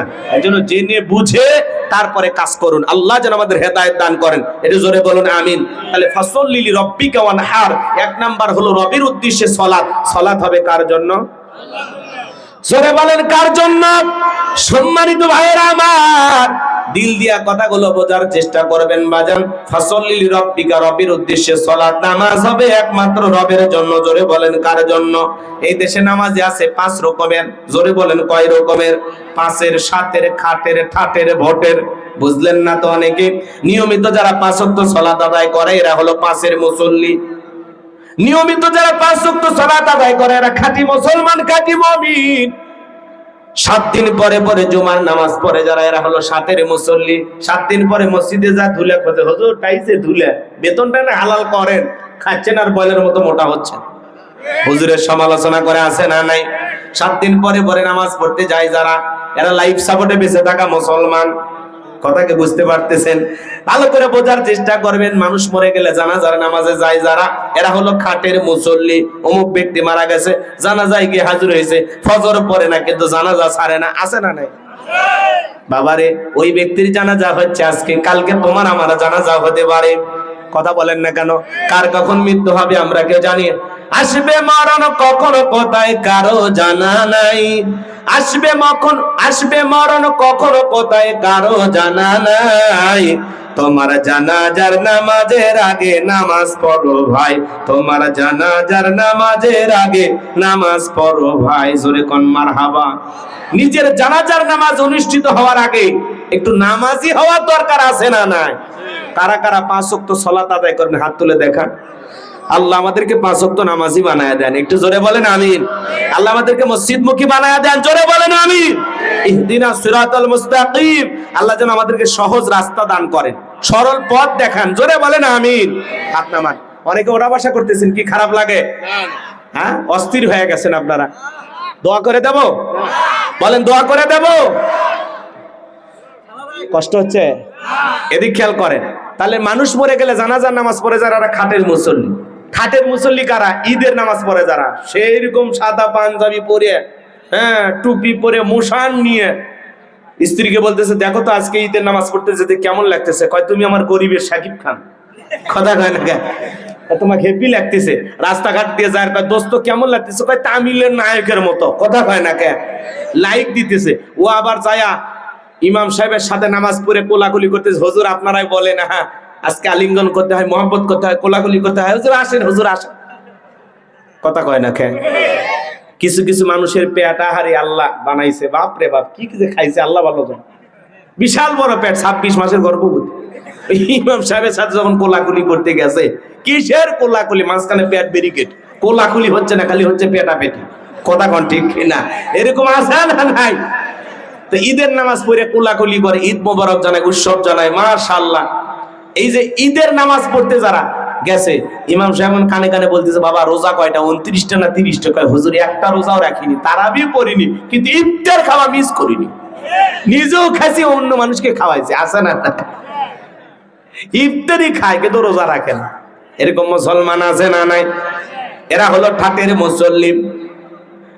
আর নির্বাচনের সময় মাথায় টুপি পাঞ্জাবি পরে জনগণের সামনে হাজির হয়ে যারা ভোটের মুসল্লি, তারা একটু টুপি পরে পাঞ্জাবি পরে যদি 4টা-5টা ভোট বেশি পাওয়া যায়, এর কথা কর না আপনার নেতা বক্তৃতা দিতে, ভাইরা আমার আগামীতে যদি আমাকে নির্বাচিত করতে পারেন, গ্যাস দিব, বিদ্যুৎ দেব, উন্নয়নের জোরে ভাসিয়ে ডুবিয়ে মারবো ইনশাআল্লাহ। আছে না নাই? জনগণ বিশ্বাস করে সিল মারে, ভোট দেয়, নেতাকে নির্বাচিত করে, 5 বছর পরে এলাকা থাকে না, ঢাকা শহরে থাকে। দেশ বিদেশ সফর করতে করতে 5 বছরের শিডিউল শেষ। নির্বাচনে মার্কা আবার যখন বের হয়, আবার এসে অভিনয় করে, ভাই আসতে পারেনি, খবর নিতে পারেনি, দুঃখিত। কথা কন, আর একবার সুযোগ দেন। এই সুযোগ করতে করতে 54 বছর কাটে গেছে। অতএব সামনের দিন বুঝে শুনে কাজ করা লাগবে। কথা কন ঠিক না? বুঝে শুনে। বহুত ফাঁকি বেজি দিছে। সামনে যারা কাছে থাকবে, পাশে থাকবে, ভালোবাসবে, আমানতদার, দিনদার, নেককার, নামাজি, আমানতের খেয়ালত করে না, দুর্নীতি করে না, চাল ডাল মেরে খায় না, ব্রিজ কালভার্টের টাকা লুটপাট করে না, দেশের টাকা বিদেশে পাচার করে না, এমন নেতাকে নির্বাচিত করতে হবে। দেখেন নাই 16 বছর তারা কি করেছে? লুটপাট করে খায়া 11 লক্ষ কোটি টাকা বিদেশে পাচার করেছে। নেতার গাড়ি বাড়ি সম্পদের বিশাল পাহাড়। কথা কন, বিদেশ থেকে যে গাড়ি আসছে, এমপি মন্ত্রীর গাড়ি ফেরত পাঠাচ্ছি আমরা। হ্যাঁ, কথা কয় না, গায়ে লাগাও। হ্যাঁ, নাই যে এমপি মন্ত্রী আছে 5-10 কোটি টাকা দেবের গাড়িগুলো গ্যারেজে পড়ে আছে, এমপি মন্ত্রী নাই। আছে আছে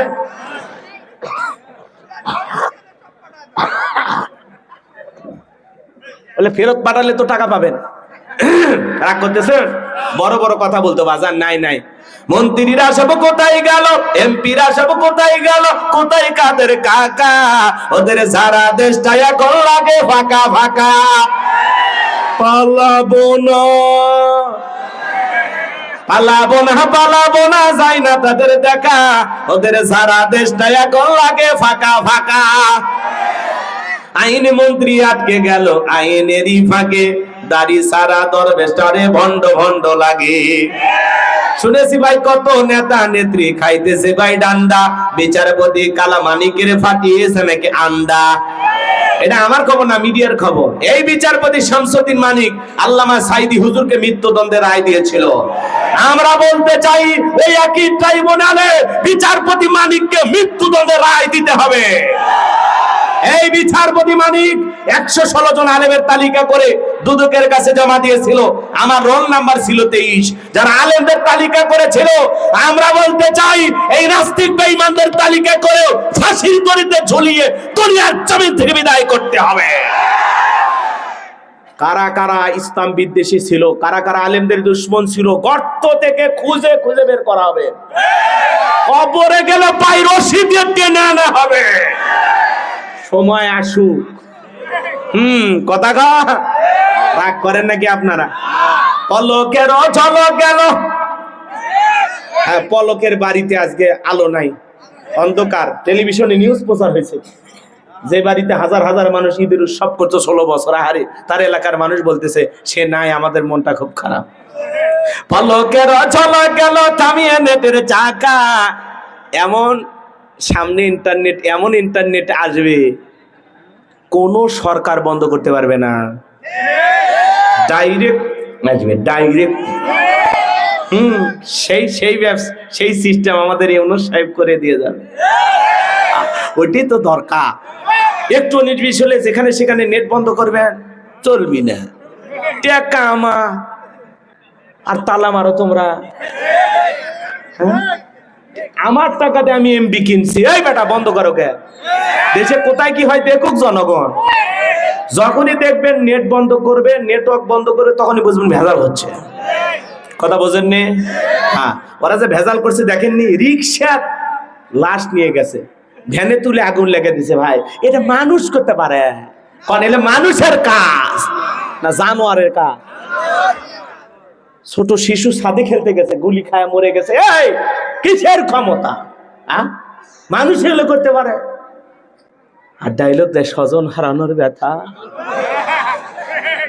অভিনয় কম করো প্রিয়, জীবনটা শেষ হয়ে গেছে এদের অভিনয় দেখে দেখে। কথা কন। আর কিছুদিন থাকলে পুরো দেশের মানুষ অভিনয় করা শুরু করতো। কথা কন। রাগ করতেছেন নাকি আপনারা? কোথায় গেল সংসদেতে মমতাজের গান, কোথায় গেল হযরত বলা স্বামী ওসমান? 70 রাকাত তাহাজ্জুদ পড়তো, 80 রাকাত পড়তো, বিরাট বড় আল্লাহর ওলি দাবি করতো। 24 সালে 5 আগস্টে ভাগ্যে কি আছে আল্লাহর ওলিরা জানে না, টার্গেট দিছে 41 সাল পর্যন্ত। আহারে কি বড় খেলোয়াড়, মাঠ পেলে বলতো খেলা হবে, খেলা হবে। আজকে পুরো বাংলাদেশের মাঠ পড়েছে, খেলোয়াড়রা নাই। আর একজনের শরীরই চলে না, তাও বলে খেলা হবে। এই বেচারার ভিডিও পাচ্ছি না আমরা। আছে কোন দেশে? কোন তথ্য নেই আমাদের কাছে। এই মানুষটা দেখতে খুব মনে চায়, বিনোদনের নেতা। কথা কন।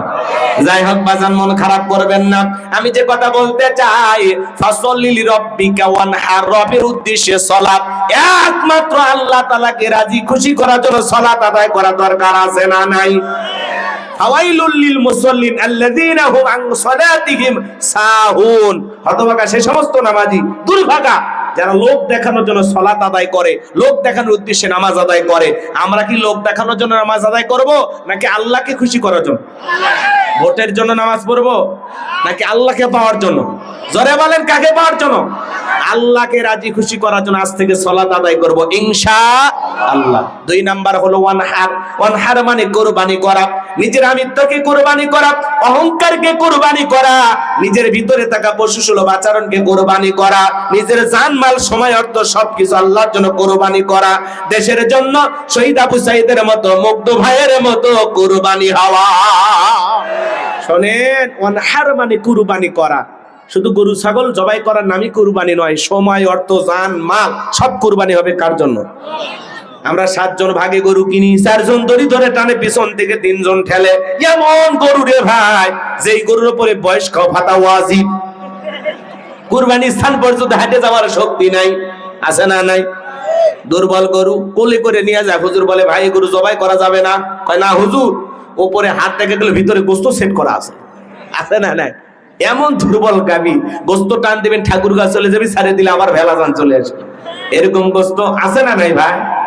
এরকম দুর্বল গাবি জবাই করা যাবে না। আল্লাহ বলেন তাসরুন নাদিরিন, চমৎকার আকর্ষণীয় হুষ্টপুষ্ট দেখতে সুন্দর গাবি জবাই করা দরকার আছে না নাই? যারা কুরবানি দিবেন, কুরবানির রোজা আপনাদের মসজিদের হুজুর করবে, আমার করার সময় নাই। 3টা জিনিস খেয়াল রাখবেন যারা কুরবানি দেবেন। 1 নাম্বার নিয়ত সহি, ইন্নামাল আমালু বিন্নিয়াত। প্রত্যেকটা কাজ নিয়তের উপর নির্ভরশীল, যে কুরবানি আল্লাহর জন্য। কার জন্য? ছেলে মেয়ের জন্য না, জামাই বাড়িতে গোস্ত পাঠানোর জন্য না। অনেকে বলে ছেলে মেয়ে গোস্ত দিকে তাকায় থাকবে, জামাই বাড়িতে গোস্ত না পাঠালে মান সম্মান থাকবে না, অতএব কিস্তি তুলে হলেও কুরবানি দেব, হবে? হবে না। কুরবানি আল্লাহর জন্য। কার জন্য? আগে খাওয়ার নিয়ত করেন কে? মানুষকে দিয়ে খাবেন। কুরবানি করা মানে কি? ত্যাগ করা, উৎসর্গ করা, স্যাক্রিফাইস করা, বিলিয়ে দেয়া, বন্টন করা। ভোগের নাম কুরবানি নয়, ত্যাগের নাম হলো কুরবানি। কথা কয় না কে? কত মানুষ মশলা বেটে বসে থাকে, গরিব দুঃখী মানুষ আদা রসুন বাইটে মশলা বাইটে বসে আছে, জান না? 1 থালা দিয়ে আসেন, উনি ওনার গরিব দুঃখী সন্তানকে একটু খাওয়ায় দিক। কথা কয় না কে? অন্যের মুখে হাসি ফুটানোর নাম হলো কুরবানি। কথা বলেন ঠিক না? তাহলে ভালো করে বোঝার চেষ্টা করবেন। 1 নাম্বার নিয়ত সহি কুরবানি আল্লাহর জন্য। 2 নাম্বার আপনার টাকাটা হালাল হওয়া লাগবে, ইনকামটা বৈধ হওয়া লাগবে, হালাল উপার্জনের টাকা দিয়ে কুরবানি দেওয়া লাগবে। সুদ ঘুষের টাকা, হারাম উপার্জনের টাকা দিয়ে কুরবানি দিলে হবে না। আর 3 নাম্বার হলো ফাসল্লিলি রাব্বিকা ওয়ানহার, আগে নামাজ পড়ো তারপরে কুরবানি করো, নামাজি হয়ে কুরবানি দেওয়া লাগবে। আর আপনি ফজরের নামাজ নাই, ঈদের নামাজ নাই, 9টার দিকে করে ধরে ধরে বসে আছে, দিলে ভাই তোমার কুরবানি হবে না, খালি গোশত খাওয়া হবে। কথা কয় না গো, খালি গোশত খাওয়া হবে, কিন্তু আল্লাহর দরবারে এই কুরবানি কবুল হবে না। কথা কি বুঝছেন? নামাজি হয়ে কুরবানি দেবেন, কি মনে থাকবে ইনশাআল্লাহ। 3 নাম্বার আয়াত, ইন্না শানিয়াকা হুয়াল আবতার। আল্লাহু আকবার। আমার আল্লাহ ডেকে বলে, নবী মন খারাপ করবেন না। সারাত নকেলেস কারণের বংশ বলে, গো নবী আপনি কষ্ট মনের মধ্যে নেবেন না। এই পৃথিবীর জমিনে ওদের বংশে বাতি জ্বালানোর কেউ থাকবে না নবী গো। যারা আপনাকে নিয়ে সমালোচনা করলে কারণের বংশ বলে, এই জন্য আপনি কষ্ট মনের মধ্যে নেবেন না। আমি আল্লাহ তাআলা ছোটবেলায় আপনার সন্তানগুলোকে উঠায় নিলাম, এই জন্য কষ্ট মনের মধ্যে পাবেন না। এই পৃথিবীর জমিনে আপনাকে মহব্বত করা, আপনাকে ভালোবাসার কোটি কোটি রুহানি সন্তান পাঠাবো, যারা আপনার জন্য জীবন দিতে প্রস্তুত থাকবে। বলুন আল্লাহু আকবার। তাম পৃথিবীতে 700 কোটির উপরে মানুষ, এর মধ্যে 200 কোটির উপরে হলো মুসলমান। আমরা সবাই নবীজির রুহানি সন্তান। সুবহানাল্লাহ। আমরা নবীজির কি সন্তান? রুহানি সন্তান। ভালো করে বোঝার চেষ্টা করবেন। ফ্রান্সের জালেমেরা কার্টুন প্রদর্শন করলো, নাকটা বেঁকা করে দিয়ে মুখে কয়েকটা দাড়ি লাগাওয়ালিনি মুহাম্মদ, জোরে কোন নাউজুবিল্লাহ। আমার নবী কি দেখতে কার্টুনের মতো? এই পৃথিবীর সবচাইতে সুন্দর মানুষটির নাম মুহাম্মদ রাসূলুল্লাহ সাল্লাল্লাহু আলাইহি ওয়াসাল্লাম। নবীর ছবি কি পৃথিবীর কারো কাছে আছে? তাম পৃথিবীর মানুষেরা ঐক্যবদ্ধ হয়ে বলে, ওই ফ্রান্সের জালেমেরা কার্টুন প্রদর্শন বন্ধ কর, নইলে পৃথিবীর মানচিত্র থেকে ফ্রান্সকে মুছে ফেলা দেওয়া হবে। ওরা তখন বাধ্য হয়ে কার্টুন প্রদর্শন বন্ধ করেছিল। কথা বলেন ঠিক কিনা? ভালো করে বোঝার চেষ্টা করবেন। এই পৃথিবীর সবচেয়ে সুন্দর মানুষটির নাম মুহাম্মদ রাসূলুল্লাহ সাল্লাল্লাহু আলাইহি সাল্লাম, যে নবী 63 বছরের জিন্দেগিতে একটি মিথ্যা কথা বলেননি। এমন বিশ্ব রেকর্ড পৃথিবীর আর কোন নেতার আছে? ওরা ভরা পেটে মিথ্যা বলে, খালি পেটে মিথ্যা বলে, ঘুমানোর আগেও মিথ্যা, ঘুম থেকে উঠেও মিথ্যা। মিথ্যা বলতে বলতে চেহারা বেঁকা হয়েছে, পা কবরে চলে গেছে, তাও মিথ্যা বলা ছাড়ে না। আর আমার নবী 63 বছরের জিন্দেগিতে একটি মিথ্যা কথা বলেননি। সুবহানাল্লাহ। কোন জীবনে কখনো তুমি মিথ্যে বলনি, তাই তো তোমায় পেতে কাঁদে এই ধরনী। জোরে কোন মারহাবা। সেই নবীকে নেতা মানতে রাজি আছেন তো ইনশাআল্লাহ? আদর্শ মানতে রাজি আছেন তো? হে যুবক, তোমার আমার মডেল মেসি নেইমার না, মেসি কাটিং চুল কাটো, মেসি খ্রিস্টান, ওকে অনুসরণ করে ও জাহান্নামে যাবে, তুমিও জাহান্নামে যাইবা। তোমার এই মানে স্টাইল হবে, মডেল হবে নবী মুহাম্মাদের মতো। কথা কয় না, কথা কয় না। মেসি কাটিং, মেসির জার্সি পরো, নবী মুহাম্মদকে ভালোবেসে পাঞ্জাবি লাগাও, মুখে দাড়ি রাখো, আউল ফাউল কাটিং বাদ দাও, চুলের স্টাইল করে কাটে পিছনে লেগে রাখছে আর আরতে রুচি না, অক্সর আমি বুঝি না। হ্যাঁ, অ্যাঙ্গেলে মারতেছে। ক্লাস 7 এ পড়ে সেই মেয়ের বালিশের নিচে 7টা সিম কার্ড। এ কথা কর না কে? আর অনেকের বউ কি করে পরে বলতেছে, রাগ করতেছেন নাকি আপনারা? হ্যাঁ, সাইজ করা লাগবে তো, আইসে গেছে, রাগ করতেছেন? লিল্লাহি তাকবীর। শোনেন বাজান গো আমার, আমি গুনাহগার যে কথা বলতে চাচ্ছিলাম, হৃদয়ের কান পেতে কথাগুলো শুনে যান।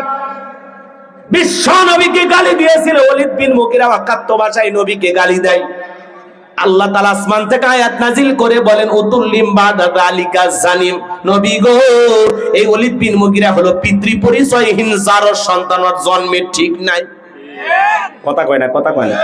আর জন্মের ঠিক নাই। ওলীদ বিন মুগীরা চলে গেল তার মায়ের কাছে।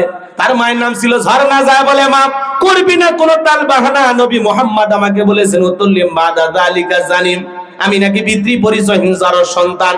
ওলীদ বিন মুগীরার মা মনে মনে ভাবে, এই গোপন তত্ত্ব নবী জানলো কেমনে? নবী তো জানতেন না, নবীকে জানিয়ে দিয়েছেন তিনি কে। এবার ডেকে বলে, বাবা যা বলবো আমিও সত্য বলবো, মিথ্যা আমি বলবো না। তোর বাবা ব্যবসা বাণিজ্যের কাজে এতটাই ব্যস্ত থাকতো, তোর বাবা ব্যবসা আছে, টাকা আছে, কিন্তু তোর মায়ের মন বোঝে না। সে যে কেন আসে না, কিছু ভালো লাগে না, এবার আসুক, তার আমি মজা দেখাবো। কথা কয় না? এবার না আসিলে বাড়িতে আগুন লাগাইয়া দেব শাড়িতে, মর মর। কথা কয় না? এরকম মহিলা আছে না নাই? ভালো করে বোঝার চেষ্টা করবেন বাজান। ওয়ালিদ বিন মুগিরার মা বলতেছে, বাবা তোর বাবা ব্যবসা বাণিজ্যের টাকা আছে নি, ব্যবসাকে তোর মায়ের মন বোঝে না। বাড়ির আশেপাশে তোর চাচা ঘুরঘুর করতেছিল, ভালো করে বোঝেন নাকি? হ্যাঁ, চাচা বোঝেন না? দেবর দেবর বোঝেন? এলাকার মা বোন আছে, আপনাদের এলাকায় মা বোন আছে, মা বোনদের বলে যায়, মা স্বামী যখন বিদেশে থাকে, বাইরে থাকে, দেখবেন বাড়ির আশেপাশে কিন্তু দেবর ঘুরঘুর করে, ওরা স্লোগান দেয়, ভাবি ভাইয়া তোমার বর, আমি যে দেবর, ভেবে দেখো ভাবি কার কত দাবি, ভাই গেছে মালয়েশিয়ায়, আমি তো দেশে আসি। সুযোগ পাইলে ভাবি রুমে প্রবেশ করে বলে, ভাবি আপনার যে চেহারা দেখে মনে হয় না যে আপনার বিয়ে হয়েছে। এই বদমাইশ, বিয়ে নলে ভাবিটা কিস করেন? ভাবি যদি নেককার আবেদা সালেহা মুমিনা হইতো, ভাবি যদি আলেমা হইতো, হাফেজা হইতো, আল্লাহর কোরআন তিলাওয়াত করে বলতো, কুল্লিল মুমিনিনা ইয়াকুদ্দুনা মিন আবসারিহিম। হে দেবর, আল্লাহ বলেছেন মুমিন পুরুষের দৃষ্টি থাকবে নিচের দিকে, আমাকে দেখার অধিকার তোর ভাইয়ের আছে, তোর জন্য আমাকে দেখা জায়েজ নাই, ঘর থেকে বের হয়ে যা। কথা বল। কিন্তু ডিজিটাল ভাবি, ডিজিটাল দেবর এই কথাগুলো বলে ভাবি এনজয় করে যে তুই আমার প্রশংসা করিস, তোর ভাই তো ফিরেও তাকায় না। আছে না নাই? এজন্য মা বোন যারা আবার শুনতেছেন, মা দুইটা পুরুষ হইতে দূরে থাকবেন, একটা দেবর আর একটা দুলাভাই। এরা হলো মৃত্যু তুল্য বিষাক্ত সাপের চাইতেও ভয়ঙ্কর। দুলাভাই যে কত বড় জানোয়ার আপনারা বুঝে গেছেন। আসিয়ার দুলাভাই, কথা কয় না কেন? আসিয়ার দুলাভাই প্রমাণ করে দিল ১৫০০ বছর আগে আল্লাহ যে আইন দিয়েছে, আল্লাহর যে বিধান, পর্দাকে যদি বৃদ্ধাঙ্গুলি দেখাও, এরকম হাজারো আসিয়া বিদায় নিয়ে যাবে, তারপরে সমাজ পরিবর্তন হবে না। এই সমাজ যদি পরিবর্তন করতে চান, ১৫০০ বছর আগে আল্লাহ যে পর্দার বিধান দিয়েছেন, নারীদের জন্য পর্দাকে ফরজ করে দিয়েছেন, এই বিধান মানলে শান্তি, এই বিধান মানলে মুক্তি। আল্লাহ বলেন, নকরনা ফি বুয়ুতিকুন্না ওয়ালা তাবাররাজনা তাবাররুজাল জাহিলিয়াতিল উলা। নারীরা তোমরা ঘরের ভিতরে অবস্থান করো, খবরদার জাহিলিয়াতের যুগের মেয়েদের মতো নোংরা বাষ্টিল পোশাক পরে নিজের দেহকে প্রদর্শন করো না। নারীদের দায়িত্ব হলো নিজেকে পর্দায় রাখা। কথা বলেন ঠিক কিনা? দুলাভাইয়ের সামনে আরো বেশি করে সাজে গুজে যায় আর বলে, দেখেন তো দুলাভাই কেমন লাগতেছে, এটা কিন্তু আপনি কিনে দিয়েছেন। এরকম ডিজিটাল শালিও আছে না নাই? কলাপদ দুলাভাইয়ের সামনে পর্দা করা নফল না ফরজ? দেখা করা যায়, আপন ভাইয়ের মতোই তো নাকি? কম মা, ও মা, আসিয়া প্রমাণ করে দিল, মা এই ৮ বছরের শিশু, তার উপরে কি বর্বর নির্যাতন। ৩ জন পশু মিলে তাকে গণধর্ষণ করেছিল, 2টা ছেলে আর একটা বাপ। তাওই চেনেন না? বিলেত কেটে তার লজ্জাস্থান, একটা ছোট্ট মেয়ে, কি যন্ত্রণা, কি কষ্ট দেওয়া হয়েছে। যে জানোয়ারের এই কষ্ট দিয়েছে, ৯০ দিন পর নাকি তাদের বিচার হবে। আমরা তো এতদিন অপেক্ষা করতে পারতেছি। এই জানোয়ারদের অতি দ্রুত ফাঁসি হওয়া দরকার, আছে না নাই? এই জন্য আজকে সমাজে ধর্ষণ হয়, বিচার হয় না। এই সমাজে ধর্ষণ বন্ধ হবে সেই দিন, আল্লাহর কোরআন দিয়ে বিচার করা হবে সেই দিন। কথা বলেন। একজন ধর্ষকের বিচার যদি আল্লাহর কোরআন দিয়ে করা হয়, একজন জিনাকারী নারী পুরুষের বিচার আল্লাহর কোরআন দিয়ে যদি করা হয়, বাইতুল মুকাররমের সামনে এসে পাথর মেরে সংসার করে দুনিয়ার জমিন থেকে যদি বিদায় করে দেওয়া হয়, সমস্ত ধর্ষকেরা আটকে উঠবে। কথা বলে ঠিক না? ডাইরেক্ট মৃত্যু। কথা কন। খালি একটা বিচার করে দেখেন, একটা খালি টেস্ট করে দেখেন। যুবকেরা ইফটিজিং করা দূরের কথা, নারীর দিকে বাঁকা চোখে তাকাবে না। কথা বলে ঠিক না? যুবকদের স্বপ্ন দোষ বন্ধ হয়ে যাবে। কথা কন। এই জন্য আল্লাহর কোরআন দিয়ে বিচার করা লাগবে। এদেশে চুরি দুর্নীতি কোনো কিছু বন্ধ করতে পারতেছি না। ১৫০০ বছর আগে আল্লাহ আইন দিয়েছেন, চোর যদি চুরি করে ওয়াসারিকু ওয়াসারিকাতু ফাকতাউ আইদিয়াহুমা জাযাআম বিমা কাসাবা নাকালাম মিনাল্লাহ। আল্লাহু আকবার বল। সূরা মায়েদার 38 নম্বর আয়াতে আল্লাহ তাআলা ১৫০০ বছর আগে আইন দিয়েছেন, চোর পুরুষ হোক আর নারী হোক, আল্লাহর বিধান, আল্লাহর ফয়সালা অপরাধ প্রমাণিত হয়েছে, চোরের হাত কেটে দাও। একটা চোরের হাত কেটে বাইতুল মুকাররমের সামনে নিয়েছে। সোশ্যাল মিডিয়ার মাধ্যমে যদি আমরা ফলাও করে প্রচার করতে পারতাম, বাংলাদেশের সমস্ত চোরেরা তওবা করে আল্লাহর ওলি হয়ে যেত। কিন্তু কে বন্ধ করবে? সরিষাই তো ভূত। সরিষাই কি নেতা যে আল্লাহর আইন চালু করবে, ও দেখে বাপরে বাপ, আমি এই হাত দিয়ে যে দুর্নীতি করছি, আগে তো আমার হাত কাটা যাবে, এই ভয়ে ওরা আল্লাহর আইন চায় না। কথা কন, এলে উচিত কথা বলে অনেকের খারাপ লাগে। কিসের খারাপ লাগে আপনার? লাগুক 5 জন মানুষ ভালো হোক, 5000 ভালো হবে কিনা জানি না, 5 জন ভালো হলে 5000-এর কাজ করবে। হ্যাঁ, ঠিক হতে হবে। তাহলে সমাজ পরিবর্তন করতে হলে লাগবে কার আইন?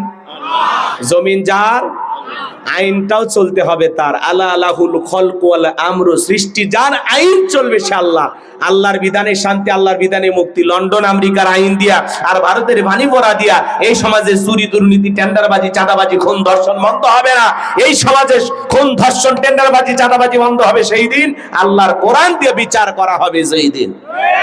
এই জমিন আল্লাহর আইন চালু হোক। কারা কারা চান একটু হাত তুলে দেখান তো দেখি। লিল্লাহে তাকবীর, লিল্লাহে তাকবীর। আল্লাহ এই জমিনকে কোরআন আর ইসলামের জন্য কবুল করো। জোরে বলেন আমিন। কষ্ট হইতেছে? তাহলে এদিক খেয়াল করেন, মা বোন যারা আওয়াজ শুনতেছেন, মা খবরদার, বেপরদায় দুলা ভাইয়ের সামনে যাবেন না, বেপরদায় দেবরের সামনে যাবেন না। আল্লাহর বিধান মেনে চলুন মা, তাহলে শান্তি পাবেন, মুক্তি পাবেন। কথা বলেন না কেন?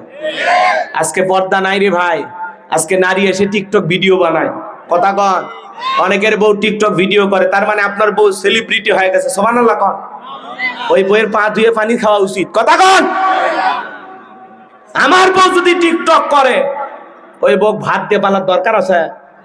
কথা কয় না কে? এরকম বউ আছে না নাই? টিকটক ভিডিও বানায়।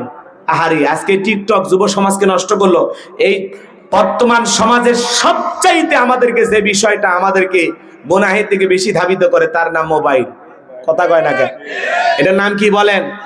মোবাইল। এই মোবাইলের কারণে যুব সমাজ নষ্ট হয়ে গেছে। প্রত্যেকটা যুবকদের হাতে টাচ মোবাইল। সারা রাত ঘরের দরজা লাগাই একা একা মোবাইলে অশ্লীল ভিডিও দেখে, উল্টো পাল্টা ভিডিও দেখে। আছে না নাই? দেশে মোবাইল আইছে, চিঠি বন্ধ হইয়াছে, দিওয়ানা বানাইছে, পোলা মাইয়ার মনের কথা ভাসে বাতাসে। ও দেখো পোলা পানের মন বাদা ফেসবুকে এখন, ও দেখো পোলা পানের মন বাদা ফেসবুকে এখন, মোবাইলে চ্যাটিং কইরা কাটায় সারাক্ষণ। এই মোবাইল পাইয়া দেখো মদনের মাইয়া, এই মোবাইল পাইয়া দেখো মদনের মাইয়া কি কাণ্ড ঘটাইছে। স্বামী সংসার রাইখা নাকি পলাইয়া গেছে, সে যে স্বামী সন্তান রাইখা নাকি পালাইয়া গেছে। 2 বাচ্চার মা, 4 বাচ্চার মা, পরকে প্রেম করে আর একটা ছেলের হাত ধরে পালিয়ে যায়। যে নারী স্বামী রেখে সন্তান রেখে আর একটা ছেলের হাত ধরে পালিয়ে যায়, ওটা নারী না, ওটা পাশানি, ডাইনি, বিশ্বাসঘাতক নারী। ও মা, ও বোন, কেমনে পারো স্বামী রেখা সন্তান রেখা আর একটা ছেলের হাত ধরতে? একটু কি লজ্জা করলো না? এ কথা বল না কে? হচ্ছে না আজকে এগুলো? বিবাহের দাবিতে জামালপুর থেকে চলে আসছে ঠাকুরগাঁয়ে। মা তোমার বাড়ি কই? কয় জামালপুর। তুমি ঠাকুরগাঁও? ওই গ্রামের বলটু। কি করছে? বলে আমার সাথে মোবাইলে প্রেম করেছে। আর কি করছে? বলে আমরা স্বামী স্ত্রীর মধ্যে হোটেলে ছিলাম। আর কি? বলে আর বলতে পারবো না, আমার পেটে এখন 3 মাস। আমাকে যদি বিবাহ করে ভালো, না হলে আমি আত্মহত্যা করে মারা যাব। তোর মতো নারীর মরে যাওয়াই উচিত। ও মা, নিজেকে এত সস্তা বানায় না মা। তুমি না খাদিজা ফাতেমার উত্তরসূরি, তুমি না আসিয়া হাজারার উত্তরসূরি। ও মা, কেমনে পারো মা? একটা ছেলে চেনা নাই জানা নাই, হুট করে একটু মোবাইলে কথা বললো। ও মা, একটু পরিবর্তন হয়ে যাও মা। ও মা, তোমাদের পেট থেকেই হাফেজ আলেম দুনিয়াতে আসে, নবী রাসূলের এসেছে। ও মা, মা নিজেকে এতটা কলঙ্কিত করো না। আল্লাহ আমার মা বোনদেরকে পর্দায় থাকার তৌফিক দান করুন। একটু জোরে বলুন আমিন। শুধু কি মহিলার দোষ? এক হাতে তালি বাজে, পুরুষের কি কোনো দোষ নাই? আসেন, এই ছেলে, একটা নারীর স্বামী আছে, সন্তান আছে, সেই নারীর দিকে কেমনি নজর চলে গেল? তোমার স্ত্রীর সাথে যদি কেউ পরকীয়া প্রেম করে, মাইনা নেবা? তোমার বোনের সাথে, তোমার মায়ের সাথে মানবা না? তাহলে ওই নারীও না কারো স্ত্রী, কারো না কারো মা, কারো না কারো মেয়ে। তাহলে তুমি যেটা করতেছো অন্যায় না? কথা কয় না কে? অন্যায় কিনা বলেন? তাহলে এখনো সময় আছে, যুবকদের পরিবর্তন হতে হবে। আল্লাহ যুব সমাজকে হেদায়েত দান করুন। কত স্বামী পরিত্যক্তা নারী আছে, 2-3টা বাচ্চা সহ, যাও না বিয়ে করো, আল্লাহ খুশি হবে, যাও। কত গরিব ফ্যামিলিতে মেয়েটা যুবতী হয়েছে, বিবাহ দিতে পারতেছে না, যাও না বিয়ে করো। একটা নারীর স্বামী আছে, সন্তান আছে, সেই দিকে নজর দেওয়া কেন? এই ভালো হয়ে যা। আল্লাহ যুবকদের হেদায়েত দান করুন। বিয়ে কর, বিয়ে কর, বিয়ে কর। আল্লাহ যুবকদের হেদায়েত দান করুন। এর জোরে কোন আমিন? আরেকটু জোরে কোন আমিন? রাগ করছেন আপনারা? তাহলে এরকম আছে না নাই? তাহলে যাও, ভেগে যাও, আছে না নাই? সমাজে আপনাদের এলাকার থেকে অবশ্য পালায় না, না এলাকায় কেউ পালায়নি আজ পর্যন্ত। পালাইছে? হ্যাঁ, ওদের সে টিকটক আসিয়া সবাইকে আল্লাহ ভাসিয়া, সিদ্দিক সোরা নায়ক হইছে আইডি খুলিয়া।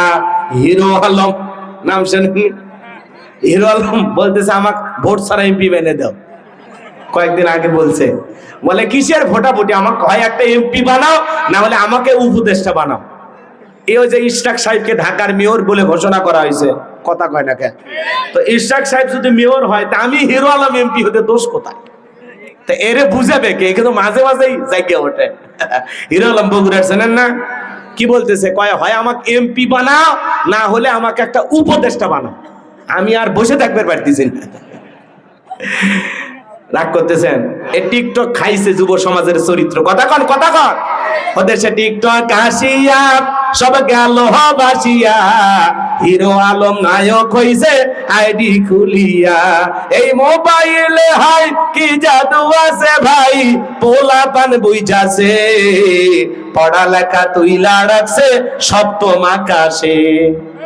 কোন জায়গা? এখন আর পড়াশোনা ভালো লাগে না, মন বসে না, পড়ার টেবিলে মন চলে যায় প্রেম বাগানে। কতক্ষণ যুবকদের চরিত্র নষ্ট হয়ে গেছে। আল্লাহ যুবকদের হেদায়েত দান করুন, মা বোনদের পর্দায় থাকার তৌফিক দান করুন। জোরে বলুন আমিন। লম্বা করার সুযোগ নাই, রাত অনেক গভীর হয়েছে বাজান। ওলীদ বিন মুগীরার মা বলতেছে, বাবা আমি কি বলবো না, দোয়া করবো? হ্যাঁ হ্যাঁ, শেষ করে দেই নাকি? বলবো বলবো, লিল্লাহি তাকবীর। ওলীদ বিন মুগীরার মা বলতেছে, বাবা তোর চাচারে দিয়া মনের বাসনা পূরণ করলাম, যার ফলে তোর জন্ম হয়েছে। নবী যে তথ্য দিয়েছে 100% সত্য। ভালো করে বোঝার চেষ্টা করবেন। এই ফ্রান্সের মানুষেরা নবীকে কেন গালি দেয়? পৃথিবীর 228টা রাষ্ট্রে গবেষণা করা হলো, ফ্রান্সের লোকেরা নবীকে কেন গালি দেয়। এইবার গবেষণায় বের হয়ে আসছে, বাজান গো আমার, ফ্রান্সের মহিলারা বিয়ের আগেই বাচ্চা জন্ম দেয়। বিয়ের আগে যদি কারো সন্তান হয়, এটা বৈধ না অবৈধ, হালাল জাদা না কি জাদা? রাগ করতেছেন নাকি আপনারা? নবী এদিকে খেয়াল করেন, নবীকে গালি দেবে যারা, নিঃসন্দেহ অবৈধ যারা সন্তান তারা। নবীকে গালি দিবে যারা জন্মের ঠিক নাই, ওরা বাস্টার্ড। কথা বলেন ঠিক কিনা? এই জন্য বাজান গো আমার, ভারতেই গালি দেবে আর বাংলাদেশেই গালি দেবে। নবীকে যারা গালি দেবে, আম্মা জান আয়েশাকে যারা সম্মান করে গালি দেবে, পৃথিবীর জমিনে নবীকে যারা এই গালি দেখ না কেন, মনে রাখবেন নবীকে গালি দিবে যারা অবৈধভাবে দুনিয়াতে জন্ম হয়েছে তারা, ওদের জন্মের ঠিক নাই। কথা কর। যে নবীর চরিত্রের সার্টিফিকেট আল্লাহ দিয়ে বলেন, ওয়া ইন্নাকা লাআলা খুলুকিন আযীম, নবী হলেন পূর্ণ পবিত্র মহান চরিত্রের অধিকারী। যে নবীর চরিত্রের সার্টিফিকেট আল্লাহ দিয়েছেন, সুবহানাল্লাহ কর। যে নবীর চরিত্রের কোনো তুলনা নাই। আযীম আরবিতে এমন একটি শব্দ যার গভীরতা মাপা যায় না। এই জন্য নবীকে বাঁকা চোখে তাকাইয়া, নবীকে উল্টা পাল্টা মন্তব্য যারা করবে, নবীকে নিয়ে, নবীর পরিবারকে নিয়ে যারা কুরুচিপূর্ণ মন্তব্য করবে, ওই নাস্তিক বেঈমানকে ধইরা আর বুকের উপরে চইরা জিহ্বা টান দিয়ে ছিঁড়ে কুকুরকে খাওয়ায় দেব। কথা কোন ঠিক কেরা? তুমি আমার বাপকে গালি দাও মাইনে নেব, মাকে গালি দাও মাইনে নেব, আমারে গালি দাও মাইনে নেব, আমার দলকে গালি দাও মাইনে নেব, কিন্তু নবীজির অপমান মেনে নেওয়া হবে না। নবীর জন্য আমরা জীবন দিতে প্রস্তুত। ওই নাস্তিকদের বিরুদ্ধে কারা কারা প্রতিবাদ করতে রাজি? তুই হাত তুলে আল্লাহকে দেখাও। লিল্লাহি তাকবীর। বিশ্ব নবীর অপমান সইবে না রে মুসলমান, বিশ্ব নবীর অপমান। লিল্লাহে তাকবীর। নবীর জন্য জীবন দিতে প্রস্তুত থাকবেন তো ইনশাআল্লাহ। কতিপক্ষের ভাইরা বারবার বলতেছেন হুজুর ফজরের সালাত আছে, তার 12:30 পার হয়ে গেছে, আমি নিজেও জানি, আমি বুঝি এখনো 12টা বাজেনি মনে হয়। তো যাই হোক, যতটুকু আলোচনা হয়েছে বক্তা শ্রোতা সবাইকে আল্লাহ পাক এর উপরে আলোচনাগুলো উপরে আমল করার তৌফিক দান করুন। বাকি যে কথাগুলো বলতে চেয়েছিলাম আরো 15-20 মিনিট আলোচনা করতে পারলে আপনাদের জন্য ভালো হইতো, কথাগুলো শেষও করতে পারতাম। তো যতটুকু হয়েছে আল্লাহ যেন এর উপরে আমল করার তৌফিক দান করেন। বেঁচে থাকলে আবারও দেখা হবে। ভালো থাকবেন, সুস্থ থাকবেন। আখিরি দাওয়ানা আলহামদুলিল্লাহি রাব্বিল আলামিন। আসসালামু আলাইকুম ওয়া রাহমাতুল্লাহি।